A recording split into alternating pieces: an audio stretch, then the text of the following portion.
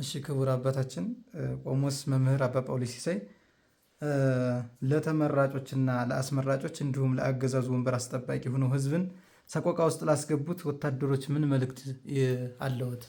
እሺ እኔ ለሶስቱ አካሎች መልእክት ላስተላለፍ የምፈልገው ከዚህ ቀደም እንደ ሃይማኖት አባትነትም እንደ ኢትዮጵያነትም እንዲሁም ደግሞ እንደ መንፈሳዊ ምክር ሰጭነት ብዙ ሀሳቦችን አስተላልፌያለሁ። ብዙ ወንድሞች ሰምተውና ብዙ ወንድሞችም ከሃይማኖት ከሀገራችንና ከህዝባችን በላይ የሚሆን ስርዓት ሊኖር አይገባም በማለት ክደውና ማለት ከዚያ ወጥተው ከህዝባቸው ጎን የቆሙና ራሳቸውንም ተመልሰው አደራጅተው እየተከላከሉ ያሉ ወንድሞች አሉና ስለዚህ አሁንም ደግሜ ላስተላልፍ የምንፈልገው አሁን ይህ ስርዓት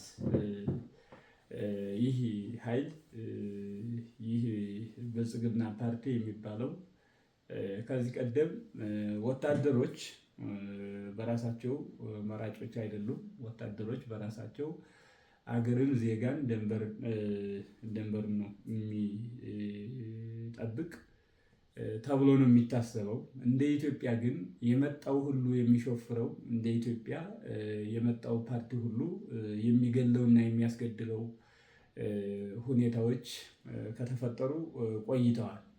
ምክንያቱም ወታደራዊ የሚባለው ኃይል በጥቅሉ አሁን እንደ ኢትዮጵያ እያደረሰባት ያለው መከራ እንዲህ ሊባል አይችልም።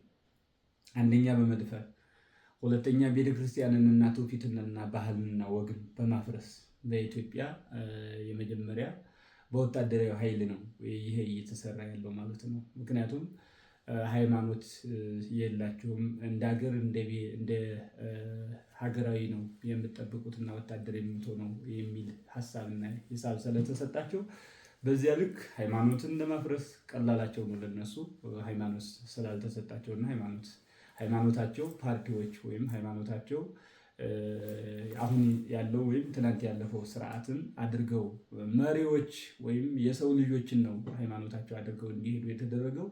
በዚያ መሰረት እናቶቻቸውን እህቶቻቸውን የሚደፍሩ ሃይማኖታቸውን የሚደፍሩ የሚያስደፍሩ ካህናትን ሲደበድቡ ሲያስሩ ሲያሰቃዩ የማይሳቀቁና የማያፍሩ አንተ ደግሞ ማን ሆነ ነው በማለት ከኛ በላይ የለም በማለት በኃይል በመሳሪያ በመደብደብ ብዙ ወንድሞችን ብዙ አባቶችን ብዙ መነኮሳቶችን እየገደሉ እየደፈሩ ያለበት ሁኔታ ነው ያለው። ስለዚህ ይሄ ያስተማረው ይህ ስርዓት ነው።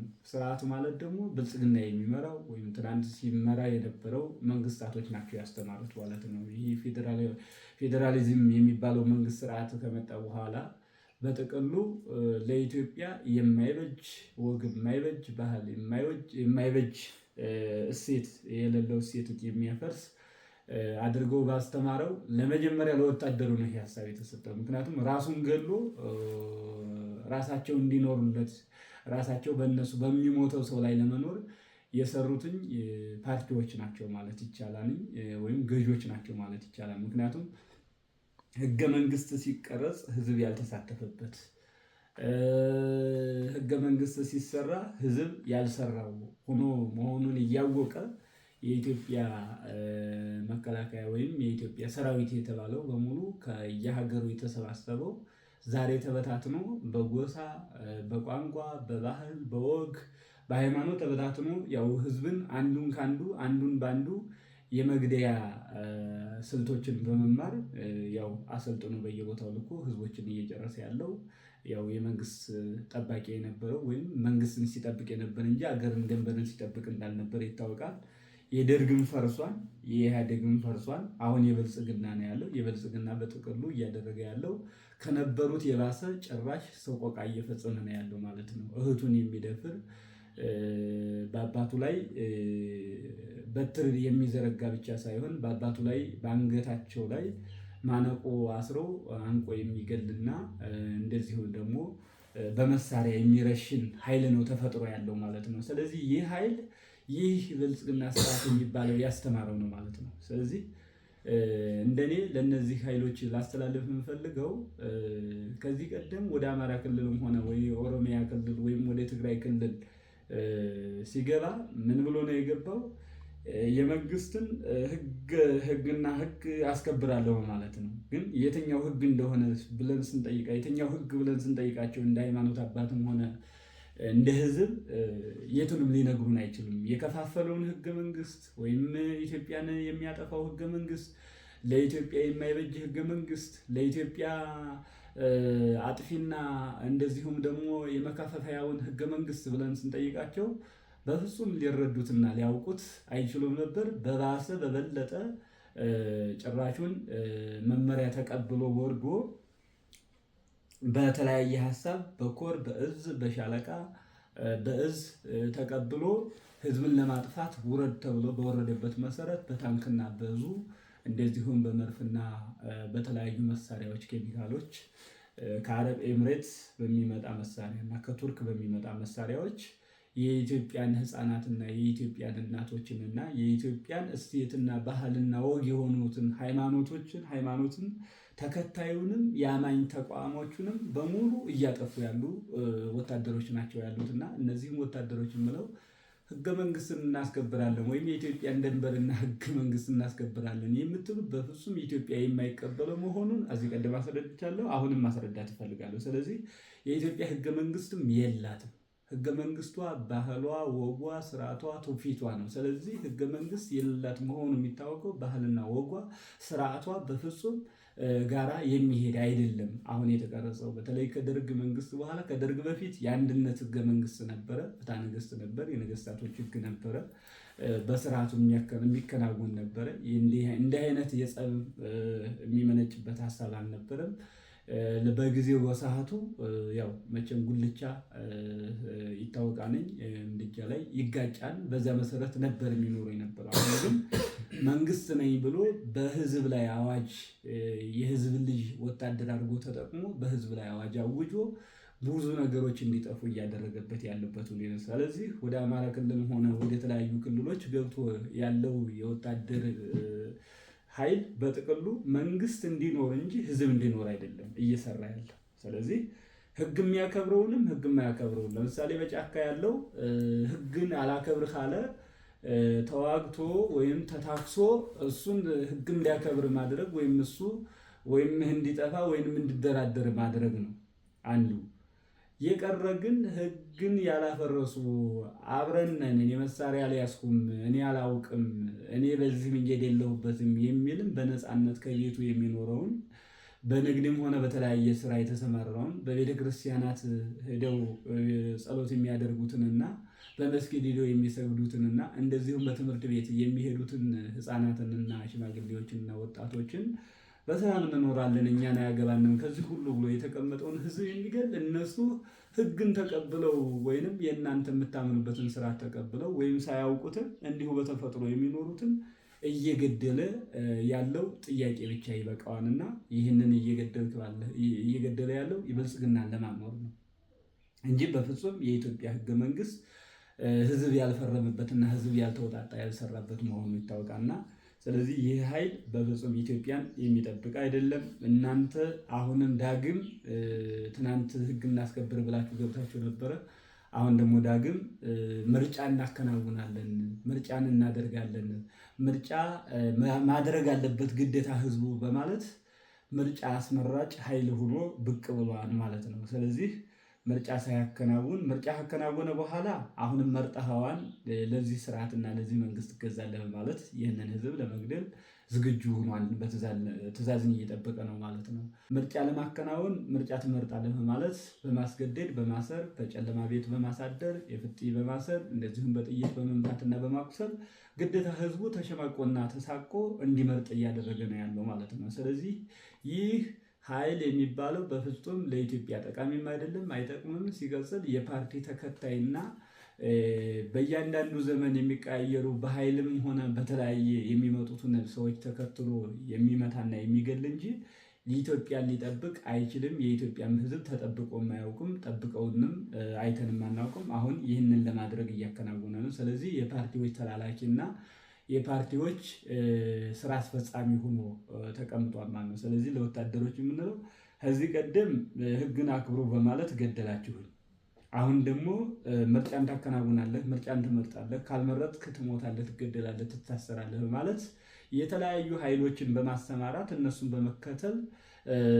ዩኒፎርሙን ወይንም የወታደራዊ አልባሳቱንና ትጥቁን በማስወረድ ሲቪል በማስመሰል ወታደሩን የምርጫ ካርድ አከናዋኝ ወይም ምርጫን ግዴታ እንዲወስድ ህዝቡን በማስገደድ እየሰራችሁ ያላችሁ ኃይሎች ራሳችሁን ለኢትዮጵያ ብትሰጡ፣ ራሳችሁን ብታዘጋጁ፣ ለኢትዮጵያ ስትሉ ወደ ራሳችሁ ወደ እናት አባቶቻችሁ ወደ ቀያችሁ ወደ ቤተሰቦቻችሁ ብትመለሱ፣ ክብሩ ቢቀርባችሁ፣ ስልጣኑ ቢቀርባችሁ፣ ገንዘቡ ቢቀርባችሁ፣ ምክንያቱም እንደ ሰው እንደ እናት እንደ አባቶቻችሁ መሆን ስለምትችሉ፣ ምክንያቱም እናንተን ያሳደገ መሬት ቀየ አካባቢ ያለ ቤተሰብ እናት አባት አለ። አሁንም ማኖር ስለማያቅተው ወደ ቤተሰቦቻችሁ ወደ ዘመዶቻችሁ ከመንግስት ስርዓት ውጭ ሁናችሁ ወጥታችሁ ህዝባችሁን እንደ ህዝብ ሁናችሁ ተደብልቃችሁ ብትኖሩና ብችሉ ከሀቅና ከእውነት ብትቆሙ ከሚጠፋው ህዝብና በተለይ ከአማራው ህዝብ በተለይ ከሰሜኑ ህዝብ ከሚጠፋው ህዝብ ጎን ብትቆሙ እንደ ኢትዮጵያ ደግሞ